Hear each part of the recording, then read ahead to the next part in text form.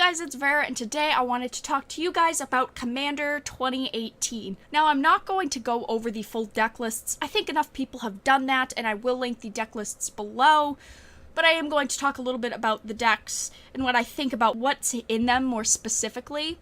So, let's just get right into it. So, upon seeing all of the spoilers for these lists, I think that these decks are really lacking. I am in that boat. I do not think that the lists are that good.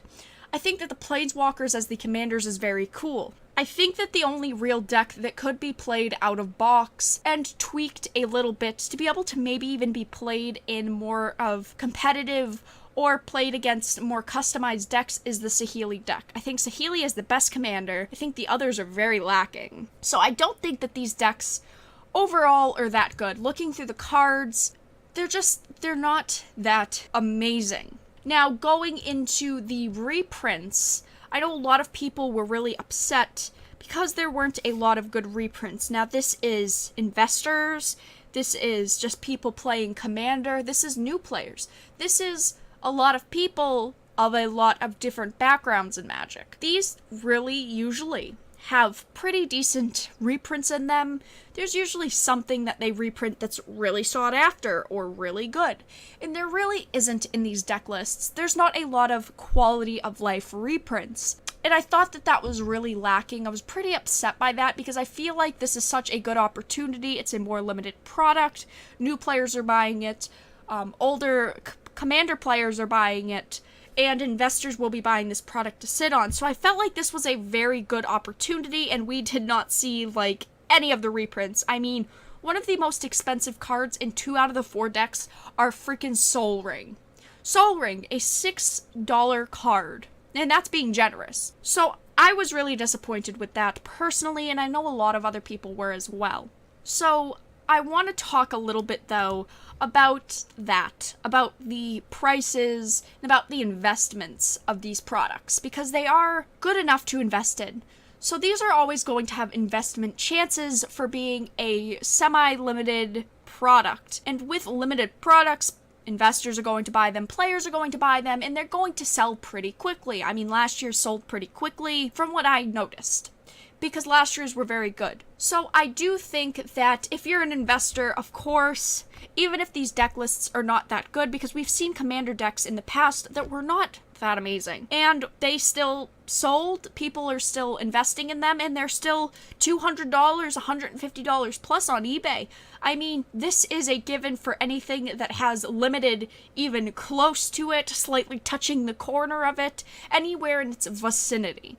But the thing with investing in these is that they don't have much of any value when they're opened. There is only investment value when they are sealed, and that's something that you have to consider.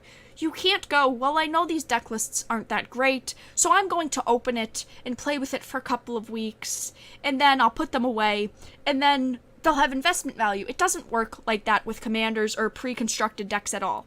Once you've opened them, the only real thing that usually has value is the commander, unless there is good reprints in it. So if you open these decks and you play with them, there's not going to be a whole lot of value in them. And these don't have a lot of reprints. They don't have a lot of expensive cards in them.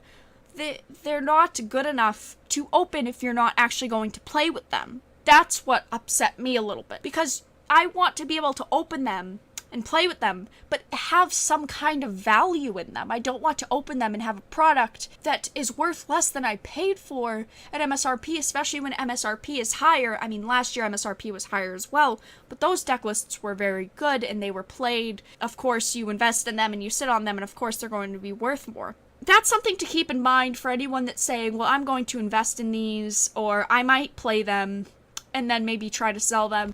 I've seen a couple people say those type of things. You have to remember with these sealed pre-conned decks are not going to be worth anything open. They have to be sealed to have that value.